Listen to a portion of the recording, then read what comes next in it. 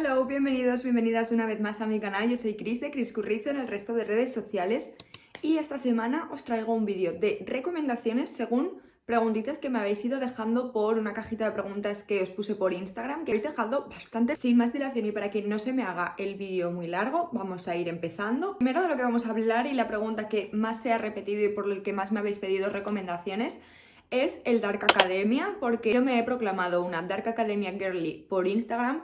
Entonces, sí que es verdad que yo he leído bastante, aunque tampoco es que sea una experta. Sí que es uno de mis subgéneros favoritos, si lo podemos llamar un subgénero. Debido a esto también deciros que al ser más bien una estética y una forma de ser de los personajes, no hay ningún género como que sea predominante en el que nos encontremos el Dark Academia. Yo, por ejemplo, me he leído tanto fantasía como thriller. Yo empecé con un libro que me llamaba muchísimo la atención por la sinopsis, que fue Todos somos villanos, If We Were Villains, el clasiquísimo y mitiquísimo. Y me parece un 5 estrellas, es de mis libros favoritos en el mundo.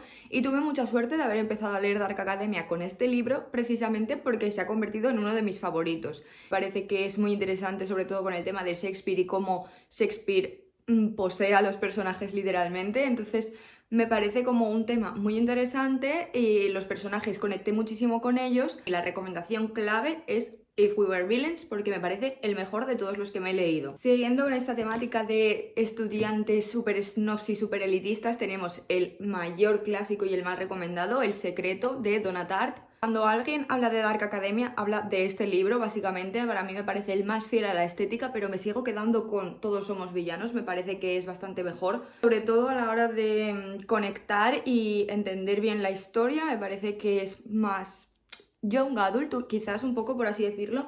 En este libro, además, los personajes son bastante más complicados de conectar con ellos porque son insoportables perdidos. O sea, es que no conectas con ellos prácticamente con ninguno en ningún momento porque de verdad son muy insoportables.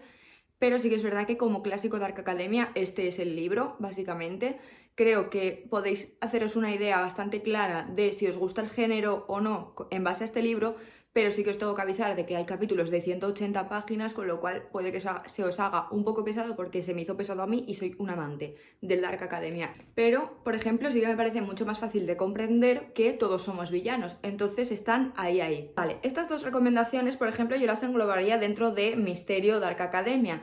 Ahora os voy a recomendar un thriller que me leí el mes pasado, os hablé de él en el Wrap Up y la verdad que me encantó, y es In My Dreams I Hold a Knife, de Ashley Winstead. Por desgracia aún no está traducido al español, no sé si tienen previsto hacerlo o no, pero la verdad que en cuanto al nivel de inglés me pareció bastante asequible, bastante fácil y sobre todo es muy adictivo. A mí es que me enganchó desde la primera página, no lo pude soltar, me duró menos de 24 horas, me quedé hasta las tantas leyendo porque estaba súper viciada. Y este más bien, no diría que es un Dark Academia, diría que tiene mucha ambientación en el Dark Academia y mucha inspiración en las bases del Dark Academia, pero tiene más peso el misterio de la muerte de uno de las personas del grupo. Sí que puede ser una buena aproximación porque es un libro que engancha, que los personajes son quizás más fáciles de entender, no tienen como esa parte tan académica, por así decirlo, como en los dos anteriores. Se centra mucho más en el misterio y en quién hizo qué. Entonces me parece que para empezar es muy buena opción, sobre todo porque os va a enganchar 100%.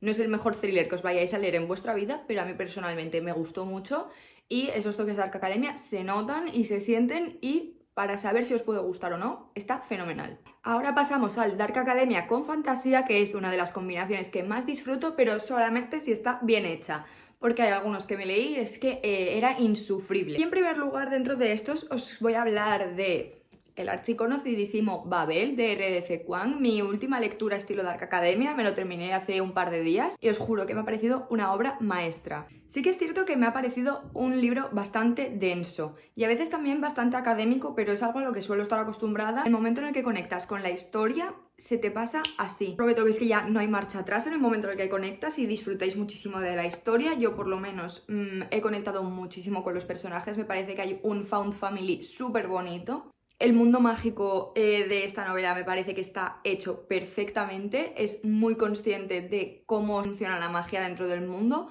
Además, es que la relación que tiene esta magia con el sistema colonial, con el colonialismo, con el racismo y con la explotación de recursos ajenos, me parece que es algo bastante admirable. Cómo lo ha hilado todo, es que me ha parecido una maravilla, está perfectamente hecho. Y si os gusta el tema político, el colonialismo y las implicaciones que tuvo, también sobre todo profundizar en el tema del conflicto de clases y el conflicto racial, este es vuestro libro. Os lo recomiendo hasta la saciedad. El final os va a dejar llorando como me dejó a mí durante 2 días, pero se supera, o se aprende a vivir con él, más bien, así que recomendadísimo. Otro de mis favoritos de fantasía con Dark Academia ha sido La novena casa de Leigh Bardugo, y aunque sé que con este libro hay opiniones bastante distintas, hay gente a la que le ha encantado, hay gente que lo ha aborrecido, a mí en lo personal, la primera parte no es que me pareciese lenta, es que me parecía ultra confusa, te meten en el mundo mágico de golpe sin explicarte mucho y tienes que pasarte como bastante parte del libro intentando descubrir qué es esto que está pasando. Entonces por esa parte sí que es verdad que a mí prefiero que me lo den un poco más masticado, la verdad, porque no me apetece pasarme 200 páginas preguntándome quién es ese fantasma y por qué hay fantasmas en este libro, ¿vale? Pero sí que me parece que en el momento en el que le pillas el ritmo, la novela coge bastante chicha. A mí me gustó bastante. Que reviséis antes, por favor, los trigger warnings, porque se tratan temas bastante escabrosos de forma bastante explícita. Entonces, por favor, estad atentas a eso porque es bastante fuerte. Y yo también, la verdad que conecté bastante con los personajes. Sé que Alex Stern, que es la protagonista, es bastante complicadilla. No todo el mundo conecta con ella, yo en lo personal sí, no sé por qué, porque la verdad que es un poco insoportable. A mí me gustó muchísimo, entonces os lo recomiendo al 100%. Por último, en esta categoría de Dark Academia con fantasía tenemos The Whispering Dark de Kelly Andrews, Susurros en la oscuridad en español.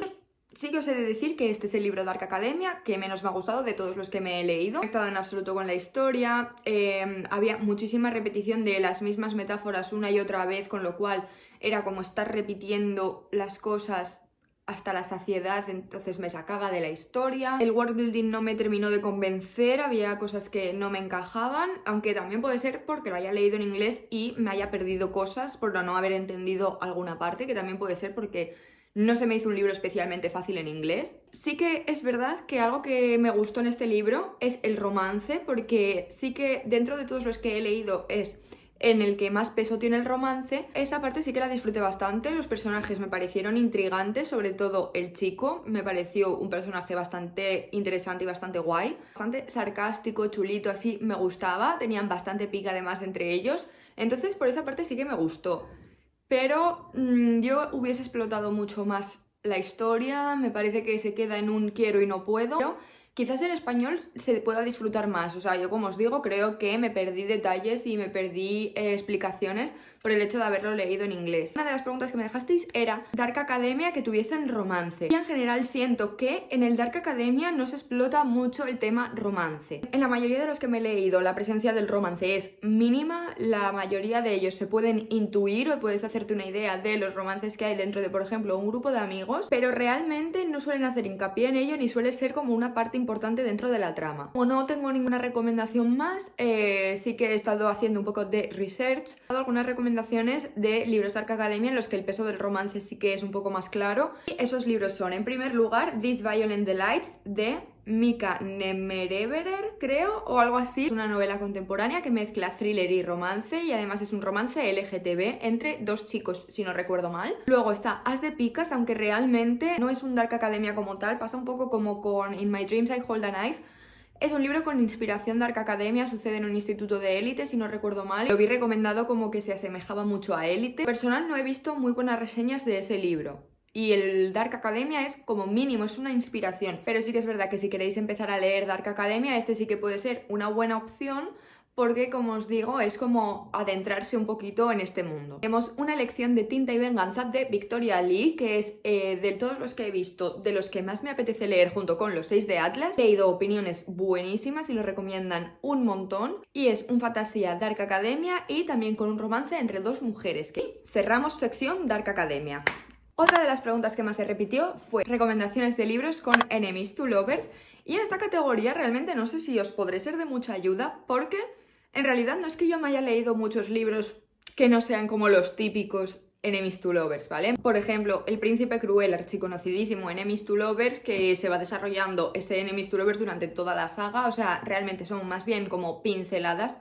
No es una saga en la que el peso grande sea el del romance, es mucho más bien una fantasía política, pero tiene un enemies to lovers que a mí me gustó bastante. O por ejemplo la saga Kotar, en concreto Una corte de niebla y furia, es un buen enemies to lovers. Pero últimamente, y ya lo comenté en el wrap up anterior, sí que me he leído un libro que me ha gustado bastante de cómo estaba desarrollado el enemies to lovers, y es Una maldición de plata y huesos, de Alexandra Bracken, que es una fantasía urbana inspirada en las leyendas del rey Arturo. Los personajes me han parecido súper intrigantes y tienen un desarrollo a lo largo de la historia brutal. Y el sistema de magia, la verdad que me ha parecido bastante original y bastante bien llevado. Pero centrándonos en lo que nos importa en esta categoría, que es el romance... me volví loca. Es una mezcla entre enemies to lovers, que luego pasan a ser rivals to lovers, que luego pasan a colaborar juntos para conseguir un tesoro que necesitan darle a una de las hechiceras. El personaje masculino, que es Emrys, es mi nuevo crush. Es súper magnético, súper sarcástico, siempre tiene una respuesta para todo, bastante divertido además, y el pique entre él y Tamsin, que es la protagonista femenina, Chef Kiss. Además es un libro que no he visto muy recomendado, o sea, de hecho no lo vi nunca recomendado, así que porfa, darle una oportunidad porque a mí me gustó bastante. Por otro lado tenemos The Honeymooners, de Cristina Loren, Una luna sin miel en castellano, y es una comedia romántica súper ligera, que sí que es verdad que pues ahora no apetece mucho, es más bien como veraniega, pero tampoco os esperéis como la gran cosa de este libro. A mí en lo personal no me encantó, sobre todo la resolución del conflicto final me pareció una bazofia, yo me enfadé bastante, pero sí que es verdad que es un buen enemies to lovers. Aquí seguimos la historia de Olive e Ethan, que se han conocido porque sus respectivos hermanos están a punto de casarse, y en dicha boda todo el mundo sufre una intoxicación con la comida excepto ellos dos. Entonces, para no perder el viaje de bodas, los hermanos deciden que les van a regalar a ellos el viaje de novios, de luna de miel, porque son los únicos que no se han intoxicado durante la boda. Pues ellos nunca se han llevado bien, pero pues van a ir porque están en un momento en el que necesitan desconectar, necesitan viajar, necesitan hacer algo con su vida, pero claro está que no van a hacer absolutamente nada juntos, no se van a querer ni ver la cara. Van a evitarse durante todos los días que estén en la luna de miel, hasta que el destino o las mentiras piadosas de Olive les van a tener que juntar y van a tener que fingir ser pareja durante el viaje. O sea, me gustó la dinámica y el enemies to lovers entre ellos, y cuando estaban en el viaje me parecía una cosa bastante guay, pero el final para mí fue bochornoso, no me gustó nada, yo lo que pasó no lo perdono. No me gustó nada de nada ese final, así que por eso le bajé bastante la puntuación, pero en general es un libro bastante disfrutable, sobre todo para entrar en el mood verano, creo que es una buena opción. Mi última recomendación en esta categoría es Punk 57, de Penélope Douglas, que a mí en lo personal pues no me encantó este libro, la verdad, pero porque no me gusta ese tipo de romance. Sí que es verdad que es un enemies to lovers y un bully romance. A mí el bully romance no me gusta nada, o sea, no sé si serán los traumas, intuyo que sí, pero no me gusta. Igualmente sí que es muy adictivo, muy adictivo, y entretiene, o sea, la finalidad de entretener sí que la tiene, solo que no es un libro que a mí se me haya quedado en la memoria como algo grandioso. Recuerdo haberle dado 3 estrellas, pero eso no es un libro que requiera mucho esfuerzo, creo que os puede gustar y es un enemies to lovers, así que... Siguiente pregunta, y una también de las que más se ha repetido, ha sido libros para llorar. Amo esta pregunta, me encanta. Pero también tenéis que saber que yo lloro por todo, ¿vale? Entonces, a mí que algo me haga llorar no es nada espectacular. Así que tened eso en cuenta por si no sois tan sensibles como yo, porque es que literalmente lloro con esto, ¿vale? En plan, me emociono fácil. Realmente sí que os voy a recomendar los libros con los que más he llorado en toda mi vida. Si no lloráis con estos libros, probablemente seáis unas desalmadas. Puedo empezar por otro libro que no sea por Cleopatra y Frankenstein, mi libro favorito del mundo mundial, por Coco Melors. La obsesión que tengo con este libro no os lo podéis imaginar. Han pasado meses, me lo leí en enero o febrero como mucho. Pienso en él todos los días. Este libro es mi imperio romano. Aquí seguimos la historia de Cleo y Frank, ella en su veintena, él ya pasados los 40. Cleo es naturalmente de Inglaterra, pero se encuentra en Nueva York porque está estudiando allí y está a puntito de que se le acabe el visado y tenga que irse del país. Por otro lado, Frank es triunfador en su trabajo y tiene una muy buena posición económica. Durante la fiesta de Año Nuevo se encuentran en una fiesta, se lían y el resto es historia. 6 meses después están casados, en parte porque se quieren y en parte porque a Cleo se le renueva el visado y puede permanecer en Nueva York con él. Pero los matrimonios impulsivos no siempre salen bien, menos con dos personajes que están tan mal de la cabeza como estos dos. Este libro es fundamentalmente un libro de personajes, tenedlo en cuenta, porque durante la trama la verdad es que no pasa gran cosa, o sea, sí pasa, pero es en función a los personajes. No hay como un plot real, simplemente son ellos estando completamente cucú. A mí estos libros la verdad que me encantan, sobre todo porque consiguen que conecte muchísimo con los personajes y es que de verdad que yo me desgasté muchísimo emocionalmente leyendo este libro, así que por favor tened en cuenta también los trigger warnings, pero para mí merece toda la pena del mundo. A mí me ha parecido una obra maestra. Si os fiáis de mi gusto, por favor tenéis que leeros este libro. Otro de los libros que más me han hecho llorar este año es Love and Other Words de Christina Lauren. Tenéis el reading blog en el canal por si queréis verme destrozada por este libro llorando como una desconsolada a las 4 de la tarde en un parque. Además, ya no tenéis excusa para no leerlo porque va a salir en castellano en noviembre, si no recuerdo mal, con el título de Amor y otras palabras. Y este libro es un Friends to Lovers y un Second Chance Romance para mí perfecto.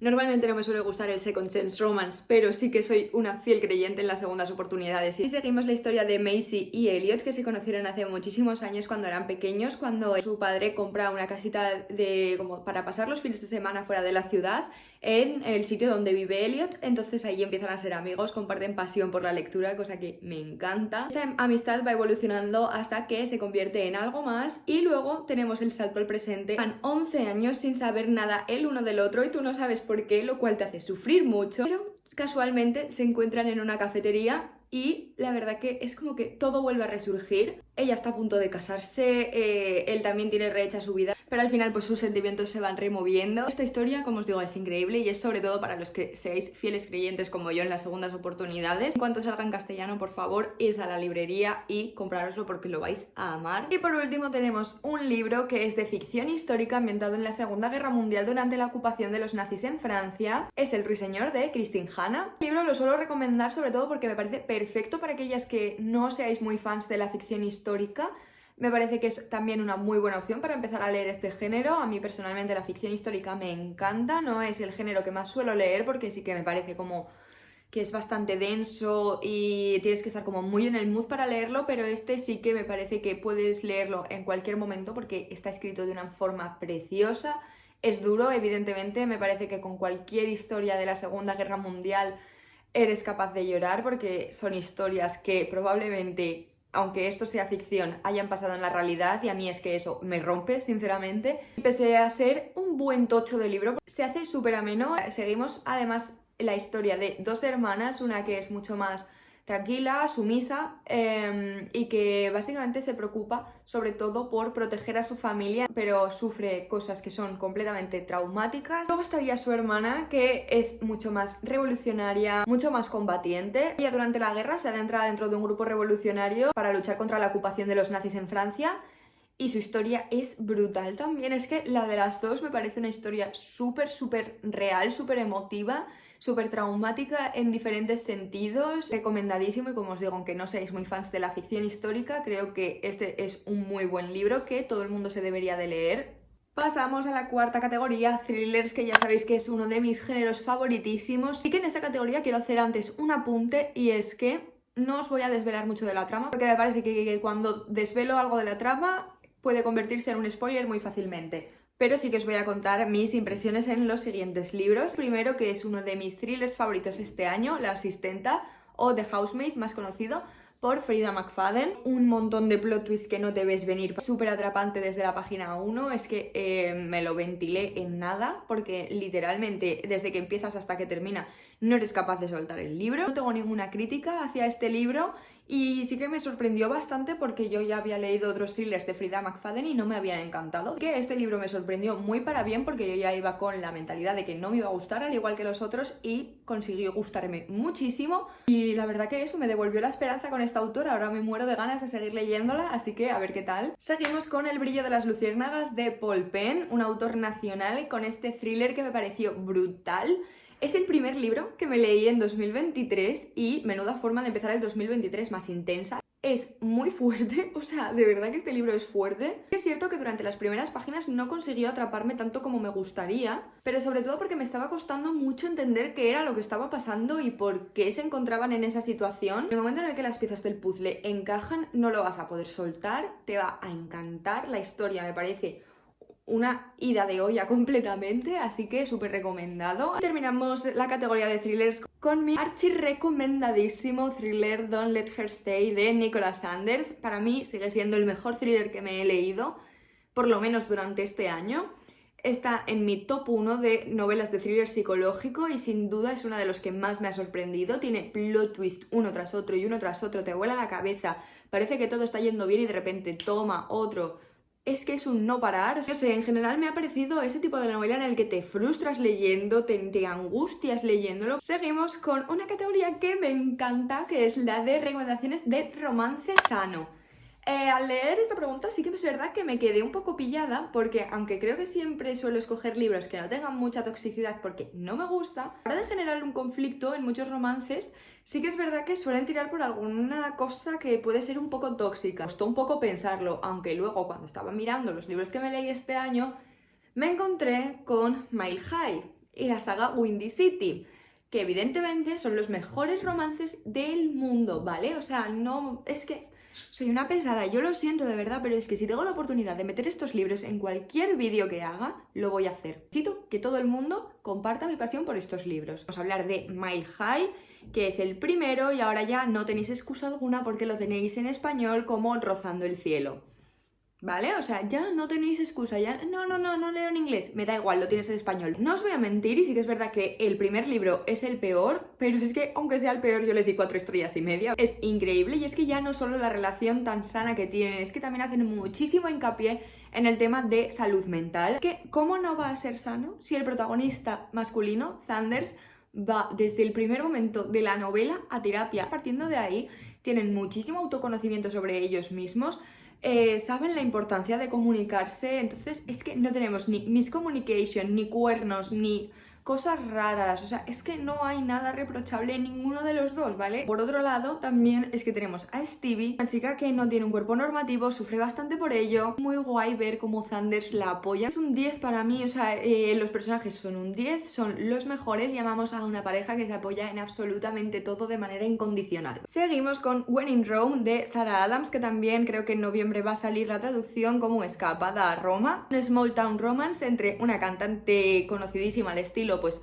Gracie Abrams, Taylor Swift, tal, o sea, súper conocida, y el pastelero de un pueblo. O sea, amamos a un chico que haga pastelitos. Ella decide escapar durante un tiempo de su vida como súper famosa, siguiendo los pasos de su querida Audrey Hepburn en la película de Escapada a Roma. Decide hacer lo mismo, pero ya no se va a Roma como tal, se va a Roma, un pueblo de Kentucky, que máximo tiene 100 habitantes, que prácticamente no hay ni conexión a internet, o sea que la verdad que pasa de estar en el foco mediático a que no la reconozcan siquiera por la calle, no sepan quién coño es, y que no pueda ni siquiera mirar qué están diciendo de ella por redes sociales. De esta escapada se le estropea el coche y no puede ser de otra manera que se le estropee el coche dentro de la finca del pastelero Grumpy. Le deja quedarse en su casa hasta que ella consiga reparar su coche y luego, pues muy buenas, vuelvo a mi vida de antes y ya está. Cuando os digo que este romance es lo más cozy que me he leído en todo el año, o sea, es súper mono, de verdad, o sea, tampoco es un romance que me haya cambiado la vida, ¿vale? Pero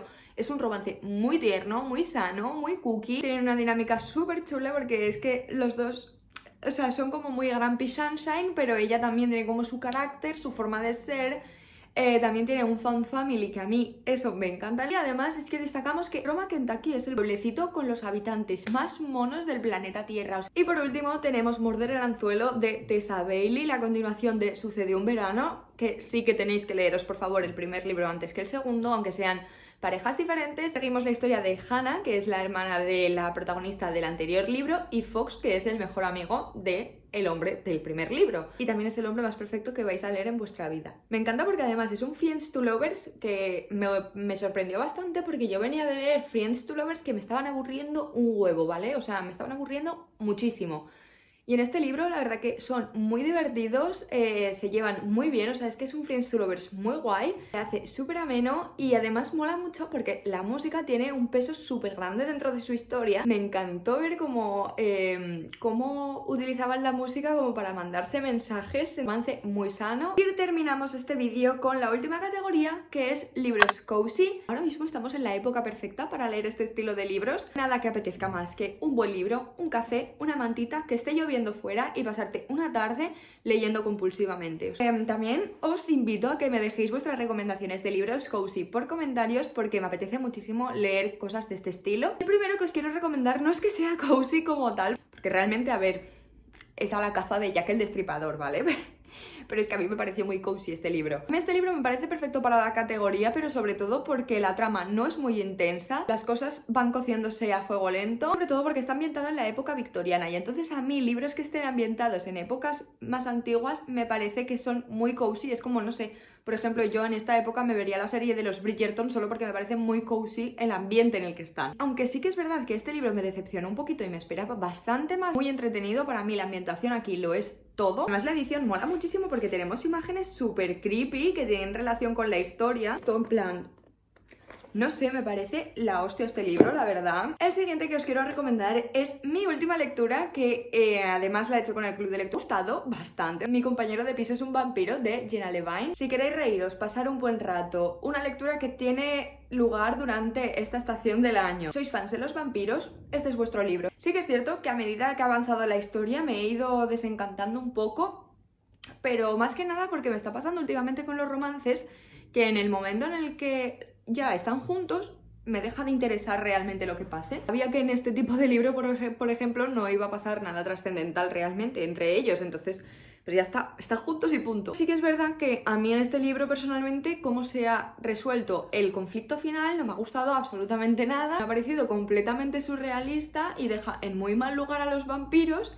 Entonces, pues por esa razón no le he dado más puntuación, al final le he dado un 3,5, pero la verdad que hasta el 60% es un libro que disfruté muchísimo, me duró menos de 24 horas y es súper cozy, o sea, tú te sientas una tarde de lluvia en el sofá, te lo ventilas y terminas con una muy buena sensación. Y por último en esta categoría os quiero recomendar mi primera lectura 5 estrellas del año, que ha sido El bosque de las cosas perdidas, de Shea Ernshaw. Tenemos aquí una familia tradicionalmente de brujas, un bosque encantado y un misterio que los protagonistas van a tener que resolver juntos. Sin duda el libro más cozy que he leído. Además tiene una ambientación súper bonita, súper inmersiva, súper atrapante, que a mí me ha parecido chulísima. No os esperéis tampoco un libro con un romance súper elaborado, súper intenso, con un misterio que no os deje dormir, que os mantenga nerviosos. O sea, es que no tiene una trama llena de acción como otros libros de fantasía, pero es que es simplemente un libro que te hace sentir bien, o sea, que te intriga, te mantiene enganchada, pero te hace sentir bien, ¿vale? O sea, no hay ningún momento en el que tú leas este libro y no te sientas fenomenal. Y nada, hasta aquí el vídeo de hoy. Me ha encantado hacer estas recomendaciones, la verdad que me he acordado de libros que ni siquiera me acordaba de haber leído, así que encantada. Gracias por verme una semana más, estoy súper contenta con el canal de YouTube. La semana pasada llegamos a los 300 suscriptores, que para mucha gente será muy poco, para mí es literalmente una barbaridad. Estoy muy motivada para hacer vídeos, como podéis ver, creo que es la vez que más constante estoy siendo con los vídeos, así que estoy súper feliz. Muchísimas gracias a todos por verme y nos vemos en el vídeo de la próxima semana.